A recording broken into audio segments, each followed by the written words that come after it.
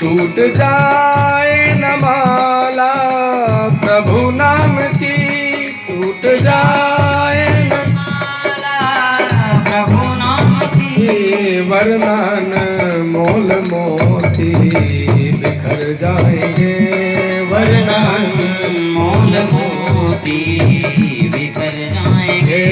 राम का नाम लेकर जो मर जाएंगे, राम का नाम लेकर जो मर जाएंगे। राम नाम की बेड़ी पे होकर सवार, राम के नाम की बेड़ी पे होकर सवार, राम नाम की बेड़ी में होकर सवार, राम नाम की बेड़ी में होकर सवार। भव सागर से प्यारे हम तर जाएंगे, भव सागर से प्यारे हम तर जाएंगे। राम का नाम लेकर जो मर जाएंगे, राम का नाम लेकर जो मर जाएंगे।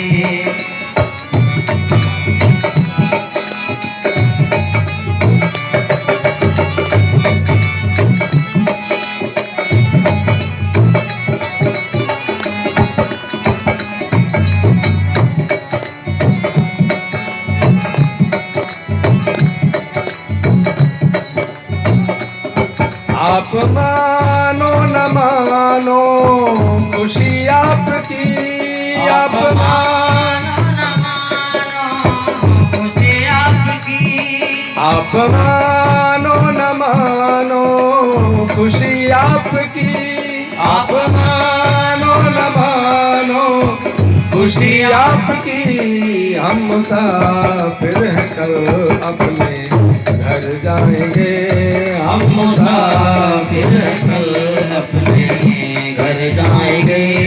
राम का नाम लेकर जो मर जाएंगे, राम का नाम लेकर जो मर जाएंगे।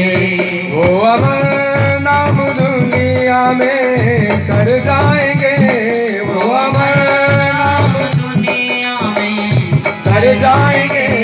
कृष्ण का नाम लेकर जो मर जाएंगे, कृष्ण का नाम लेकर जो मर जाएंगे। राम का नाम लेकर जो मर जाएंगे, राम का नाम लेकर जो मर जाएंगे। भागवत संहिता के 6वें स्कंद का नाम पोषण स्कंद है। पोषण का तात्पर्य होता है पोषण तदनुग्रह, भगवान का जीवों पर किस प्रकार से अनुग्रह हो या किन किन जीवों पर भगवान का अनुग्रह हुआ। देखिए, जीव जीवन भर कर्म करता चला जाए और कर्मानुसार अपना फल भोगता जाए तो फिर जीव के बीच में भगवान की आवश्यकता कहाँ रह जाती है। इसीलिए इसी आधार पर हमारे महाप्रभु श्री वल्लभाचार्य जी महाराज पुष्टि मार्ग का वर्णन करते हैं, बताते हैं। उन्होंने सबसे पहले पुष्टि मार्ग की स्थापना की और बताते हैं कि भगवान की कृपा दृष्टि की कितनी आवश्यकता है। भक्त जब भगवान की ओर चलता है, भगवान को भजता है, स्मरण करता है, नाम लेता है, तब भगवान उसके सामने प्रकट होते हैं, यानी उसकी वह भक्ति पुष्ट हुई।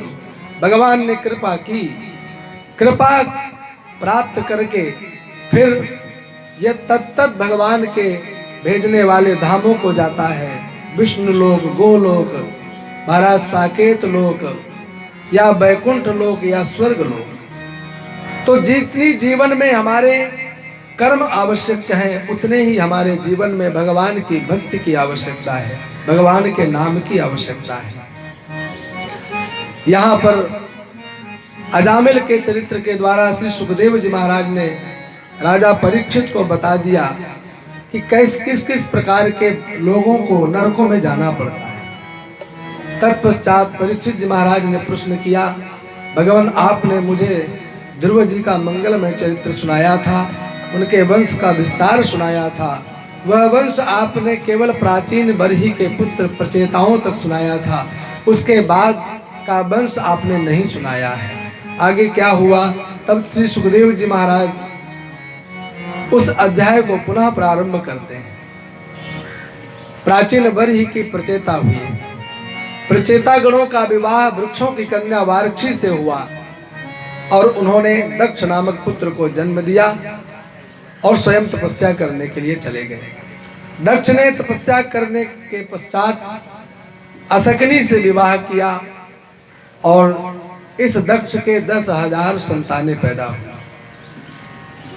जैसे ही संतान पैदा हुई, दक्ष ने उनको तपस्या करने के लिए भेजा। जाओ नारायण सरोवर में तपस्या करो, भगवान को संतुष्ट करो और भगवान से सृष्टि सामर्थ्य का वर प्राप्त करके आओ। उसके पश्चात मेरे साथ सृष्टि संपादन में सहयोग करो। वह बालक सभी के सभी नारायण सरोवर में भगवान की तपस्या करने के लिए गए, जहां पर नारद जी महाराज उन बच्चों को देख करके आकर सामने खड़े हो गए। नारद जी महाराज ने पूछा, बेटा कौन हो, कहां से आए हो और कहां जा रहे हो?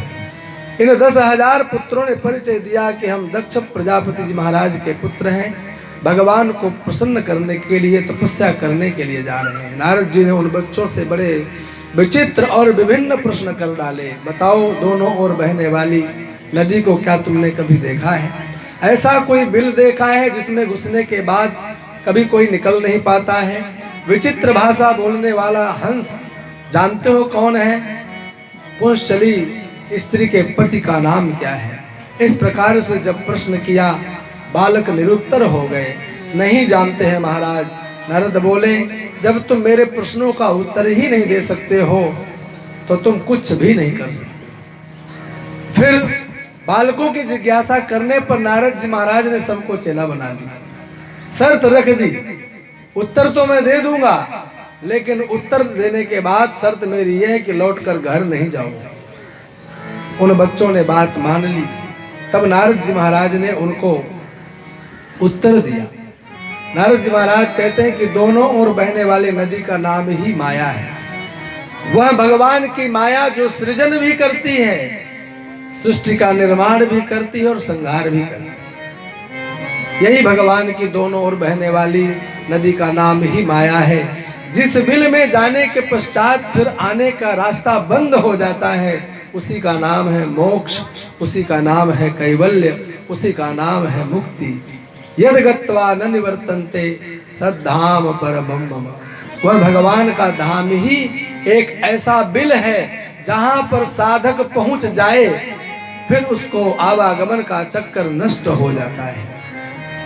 महाराज, तीसरा प्रश्न, विचित्र भाषा बोलने वाला हंस। बोले, विचित्र भाषा बोलने वाले हंस ही महाराज ये शास्त्र है। शास्त्र कहते कुछ है, शास्त्र में लिखा कुछ होता है, लेकिन मतलब कुछ निकलता है।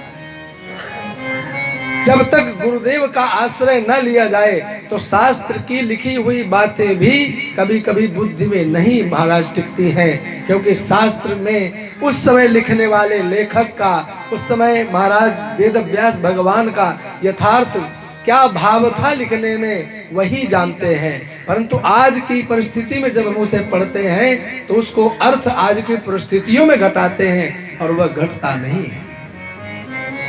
और वह ये घटना अभी आप लोगों के भी दिमाग में एक प्रश्न कौतूहल कर रहा होगा, हे भगवान, इस दक्ष के 10,000 पुत्र कैसे हो? हाँ, आगे चित्रकेतु की कथा आएगी, चित्रकेतु के करोड़ों पत्नियां। अब ये सब कौतूहल मचाने वाले प्रश्न हैं। ये प्रश्न ऐसे हैं कि जिनका सांगोपांग उत्तर नहीं मिलने पर मन में एक गांठ सी पड़ जाती है।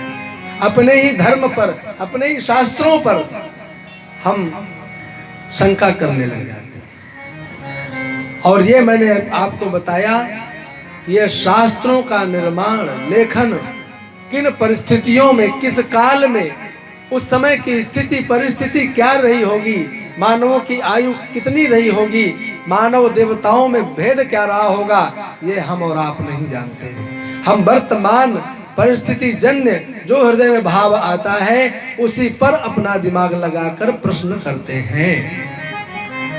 इसलिए यहाँ पर बताया कि विचित्र भाषा बोलने वाला जो हंस है वही शास्त्र है, कि शास्त्र के अंदर के लिखी हुई बातें कुछ होती हैं और उनका भाव कुछ होता है। चतुर्थ प्रश्न है, पुंसचली स्त्री के पति का नाम बताओ। पुंसचली स्त्री का सीधा सीधा अर्थ है बाजारू स्त्री, वेश्या।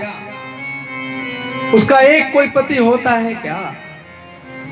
परंतु यहां नारद जी महाराज कहते हैं पुंसचली स्त्री का नाम ही माया है। हाँ, माया सब पर चलती है। भगवान की माया कहाँ है? जहां ना हो। हाँ, विष्णुर माया भगवती यया सम्मोहितम जगत। भगवान विष्णु की वह माया जो समस्त जगत को, समस्त सृष्टि को आवृत कर रखी है, मोहित कर रखी है, सर्वत्र है। और उस पुंसचली स्त्री का नाम ही माया है, और उस पुंसचली स्त्री माया के पति का नाम ही मायापति भगवान विष्णु है, माधव है, गोविंद है, कृष्ण है। ऐसा सब रहस्य बताने के बाद नारद जी ने सब बालकों को जो पहले शर्त रखी थी उसी शर्त के अनुसार उनको विरक्त बना दिया है, घर लौट करके नहीं। दक्ष को मालूम पड़ा कि मेरे 10,000 बेटा हुए, नारद जी ने उनको भिक्षुक बना दिया है, तो नारद पर बड़ा क्रोध आया, पर अपना क्रोध का घूंट पी करके रह गए हैं। अब की बार दक्ष ने 1000 संतान जन्म दिया। नारद जी ने उन्हें भी महाराज कूट प्रश्नों को करके उलझा करके उन्हें महात्मा बना दिया है। अब तो दक्ष के महाराज क्रोध का पारा हद को पार कर गया है, ज्यादा बढ़ गया है, और स्थिति ये आई कि दक्ष ढूंढते हुए नारद के सामने पहुंच गए। फिर क्या था, नारद को दक्ष ने हजारों गालियां सुनाई और श्राप दे डाला है। अहो असाधो साधूनां साधुलिंगे ननस्त्वया असाध्व कार्यार्भकाणां भिक्षोर्मार्गः प्रदर्शितः। दक्ष ने कहा, अरे असाधु, मेरे पुत्रों को भिखमंगों का रास्ता दिखाने वाले पाखंडी नारद, तूने मेरे नन्हे नन्हे बच्चों को जिन्होंने अभी दुनिया में कदम ही रखा था उन्हें तूने बाबा बैरागी बना दिया। जा, मेरा शाप है। तस्मात् लोकेषु ते मूढ़ न भवेत् भ्रमतः पदो। तेरा पैर कभी एक जगह टिकेगा नहीं, तू जगत में ऐसे ही घूमता फिरेगा। नारद जी महाराज चुपचाप मौन होकर के वहां से चले गए, केवल शांत रहे। महाराज जवाब नहीं दिया और मन में विचार करने लगे, बहुत अच्छा हुआ, बाबा जियों को एक जगह टिकना नहीं चाहिए। हाँ, कभी कभी मैं किसी चेला के यहाँ 2-4 दिन ठहर जाता था तो दक्ष ने बहुत अच्छा किया, ये बाबा जियों को एक जगह नहीं टिकना चाहिए। ऐसा विचार करके नारद जी महाराज वहां से चले गए। दक्ष नारद जी की इस सहनशीलता से भी प्रसन्न हुआ, क्योंकि नारद जी चाहते तो बदले में चाहे कितने शाप दे सकते थे, लेकिन उन्होंने ऐसा नहीं किया। अभी की बार दक्ष ने 60 कन्याओं को जन्म दिया और दक्ष की इन्हीं 60 कन्याओं से महाराज संसार का, सृष्टि का विस्तार हुआ। इन 60 कन्याओं में 13 कश्यप को ब्याही गई। दीति, आदिति, दनु, काष्ठा, सुरसा, इला, ताम्रपर्णी, कद्रु, विनिता आदि ये सब कश्यप जी महाराज की पत्नियां हैं। अश्विनी, भरणी और कृतिका, रोहिणी आदि जो 27 नक्षत्र हैं ये चंद्रमा को ब्याही गई। कश्यप की दिति नामक पत्नी से दैत्यों का जन्म हुआ और महाराज दिति की रचना नामक एक बेटी थी जिसका विवाह तुष्टा मुनि के साथ हुआ। इनके 2 बेटे हुए, विश्वरूप और सन्निवेश। विश्वरूप ब्रह्मज्ञानी थे और इतने अद्भुत ब्रह्मज्ञानी थे कि एक दिन देवताओं को भी विश्वरूप को अपना पुरोहित बनाना पड़ा। परीक्षित जी महाराज ने कहा, महाराज देवताओं के पुरोहित बृहस्पति हैं, फिर विश्वरूप को पुरोहित क्यों बनना पड़ा? सुखदेव जी ने कहा, राजन एक बार इंद्र अपनी सभा में विराजमान थे, नाच गान चल रहा था, अप्सराएं नृत्य कर रही थी। इतने में गुरुदेव बृहस्पति का आगमन हुआ। उस समय कभी कभी इंद्र के मन में अहंकार बहुत हुआ करता था। इंद्र के मन में अहंकार जागृत हुआ कि अब मैं इतना बढ़िया सभा में बैठा हूं, दिक्पाल लोकपाल इंद्र के पास में वरुण, कुबेर, सूर्य इत्यादि सब बैठे हुए हैं। सभा बहुत बढ़िया चल रही थी। अब इस बीच में देखिए गुरुदेव चले आ रहे हैं, उठकर अभिवादन करो, फिर इन्हें आसन दो, फिर इन्हें बैठाओ। हाँ, जो बड़े मदान्ध होते हैं ना, उन्हें महाराज कभी कभी इतना अहंकार हो जाता है कि उनके सामने उनके ऐसे किसी भी कर्म के बीच में भले पिता ही क्यों ना आ रहे हों, उन्हें उनके आने पर भी रोष ही उत्पन्न होता है। इस इंद्र के अंदर भी वही कुछ हुआ। नाच गाने के मध्य में जब बृहस्पति जी महाराज आए, इंद्र ने उनको देखा और देख करके मुख मोड़ लिया। गुरुदेव पहचान गए कि इंद्र ने मुझे देखा है, लेकिन खड़े होकर अभिवादन न करना पड़े इसलिए इसने मुख फेर लिया है। समझते ही गुरु अंतर ध्यान हो गए गुरु जी महाराज। अब इंद्र ने चारों तरफ ढूंढा पर गुरु जी का कहीं पता नहीं। देवराज इंद्र ब्रह्मा जी के पास पहुंचे। महाराज पितामह से जाकर के निवेदन किया, हमारे गुरु जी कहीं गायब हो गए हैं, नाराज होकर के चले गए हैं। मैं जानता हूं मुझसे भूल हुई है, परंतु गुरुदेव कहाँ मिलेंगे, कुछ मार्गदर्शन करो, बताइए कहाँ ढूंढने जाएं। अब तो ब्रह्मा जी ने कहा कि देखो, तुमने बहुत बड़ा अपराध किया है, गुरुदेव का कभी अपमान नहीं करना चाहिए। घोर पापी होता है जो गुरुदेव का अपमान करता है। आपने जिससे दीक्षा ली हो, जिसे सद्गुरु बनाया हो, उसका जीवन भर मृत्यु के समय तक सम्मान करो, क्योंकि वह गुरुदेव ही है जो तुम्हारे जीवन के पथभ्रष्ट मार्ग को भी सुसज्जित कर सकते हैं, भगवान के धाम तक ले जा सकते हैं। गुरु के लिए कभी भी महाराज अपमानजनक शब्दों को भी नहीं बोलना चाहिए। गुरुम हुं कृत्य तुम कृत्य विप्रम निर्जित्य वादतः श्मशाने जायते वृक्षः महाराज कंक गृद्धोपि सेविता। जो गुरुदेव के वचनों को नहीं मानता है, हुं करके, तुम करके या तू तड़ाक करके बात करता है, अपमानजनक शब्द बोलता है, उसे मृत्यु के पश्चात अनेक जन्मों तक श्मशान में जाकर वृक्ष बनना पड़ता है। और ऐसा वृक्ष जिसके ऊपर केवल गिद्ध बैठते हैं और कोई जीव जंतु नहीं बैठता है। आज तुमसे भी गुरुदेव का अपमान हुआ है। जब तक गुरु जी ना प्रसन्न हो जाएं, तब तक मैं कहता हूं जाकर के तुम विश्वरूप के पास पहुंचो, विश्वरूप को अपना पुरोहित बनाओ। संपूर्ण देवता विश्वरूप के पास गए। विश्वरूप ने पहले तो मना कर दिया, अरे भाई, पौरोहित्य कर्म करने से ब्रह्म तेज क्षीण हो जाता है।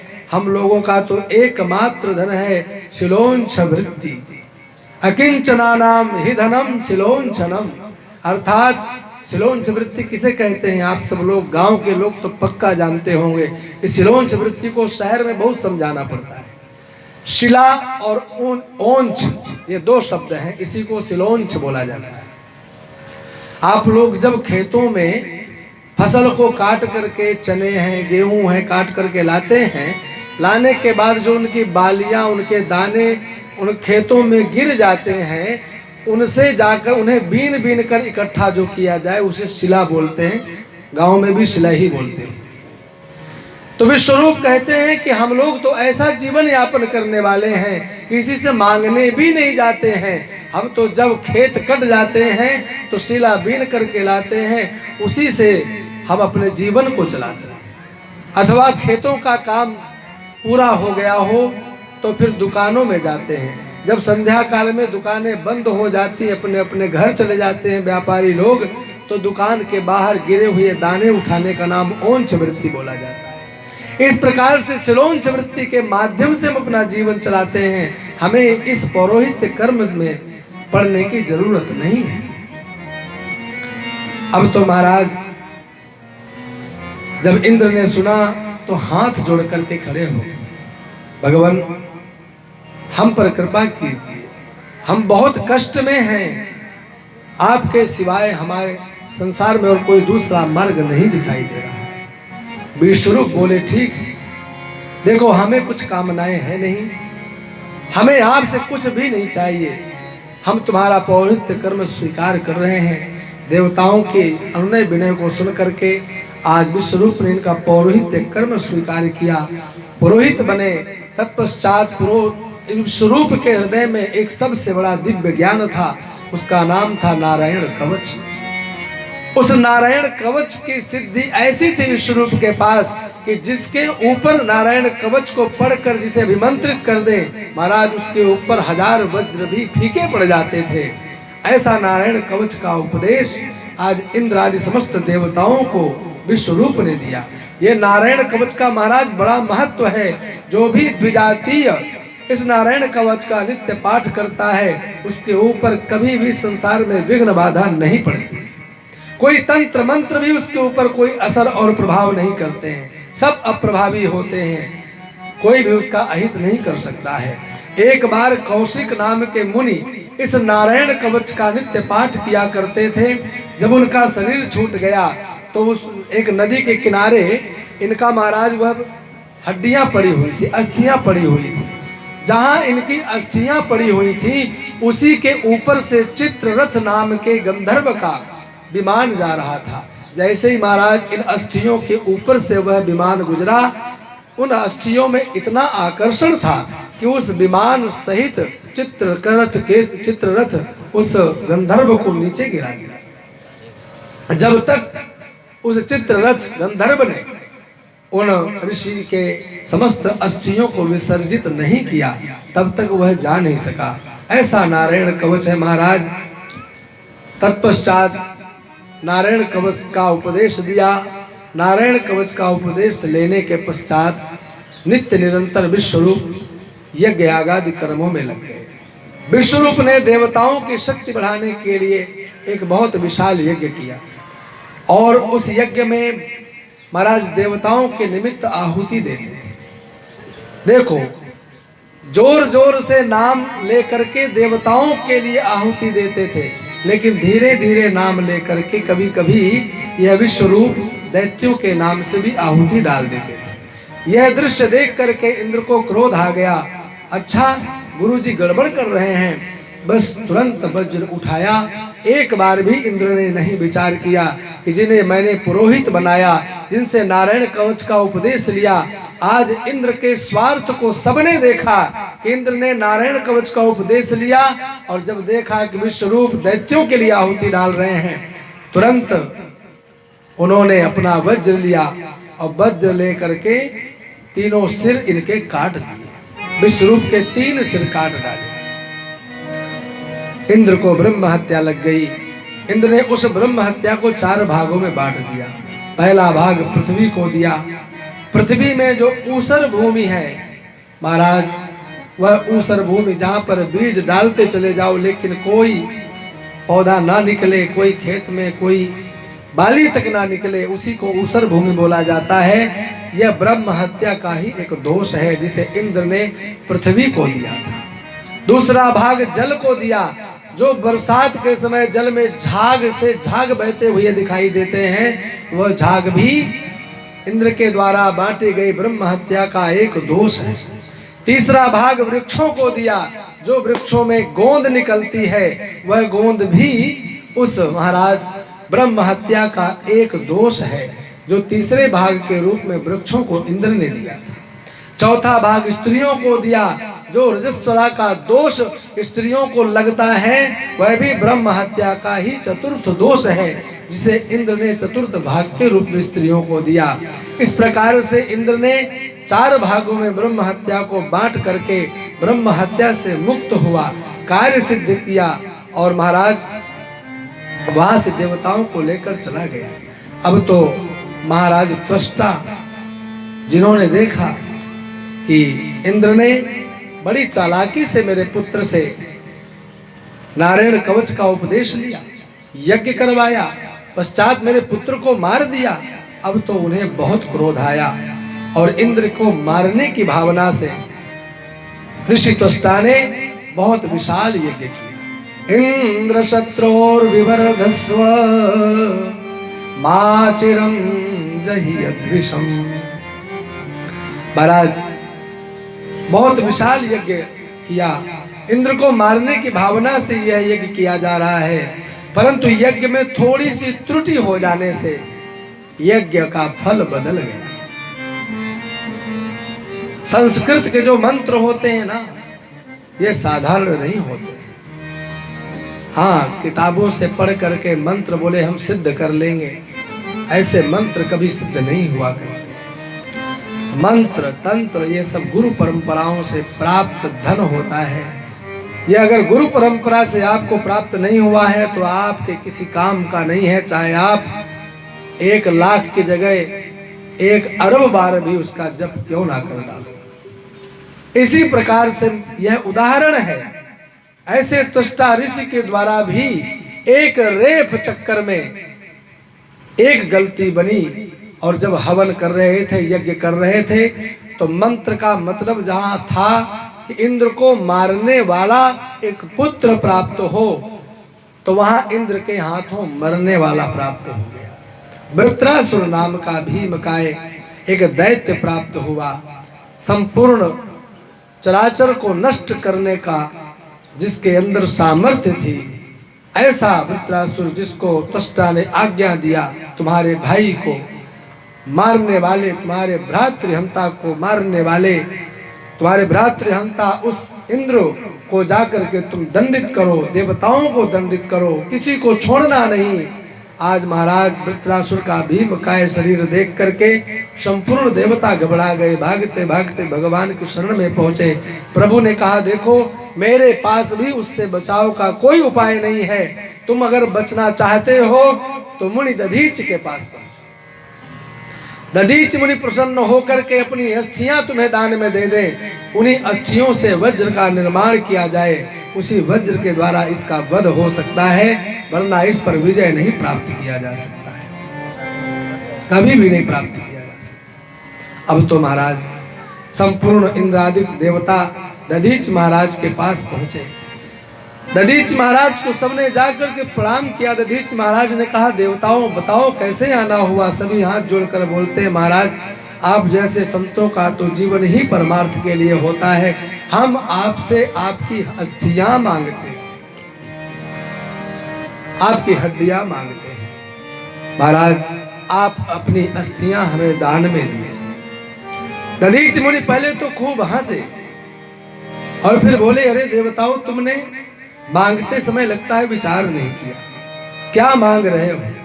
सबसे अधिक संसार में किसी भी व्यक्ति का प्रेम तो अपने शरीर से होता है, कितना देव दुर्लभ है यह शरीर, और तुमने ऐसे ही मांग लिया जैसे कोई साधारण खिलौना, साधारण सी बात हो। देवताओं ने कहा महाराज हमें भगवान विष्णु ने भेजा है। दधीच बोले तो स्वयं विष्णु क्यों नहीं आए। देवता बोले भगवान यदि मांगने वाला देने वाले की पीड़ा पर ध्यान देता तो फिर मांगने की आवश्यकता नहीं पड़ती, पर देने वाला भी मांगने वाले की परिस्थिति पर विचार करे तो वह जीवन में कभी मना भी नहीं कर सकता है। दधीच मुनि प्रसन्न हो गए। दधीच मुनि ने कहा चिंता मत करो, हम बिल्कुल भी अपने अस्थियों को देने से मना नहीं कर रहे हैं। देखो आज दधीच मुनि ने अपने संपूर्ण शरीर में खाद्य पदार्थ लगाया, कामधेनु को बुलाया गया, शरीर चटवाया गया, शरीर को चाट चाट करके कामधेनु ने इनके समस्त चर्म मांस शोणित सबको अलग किया, अस्थियां साफ सुथरी निकली और अस्थियों को लेकर के विश्वकर्मा ने उसका सुंदर वज्र का निर्माण किया और फिर उस वज्र को इंद्र ले करके और वृत्रासुर के सम्मुख पहुंच जाते हैं। श्रीमद् भागवत महापुराण में कथा यहीं तक। इसके आगे की कथा दधीच महाराज के जीवन के विषय में श्री शिव महापुराण में प्राप्त होती है।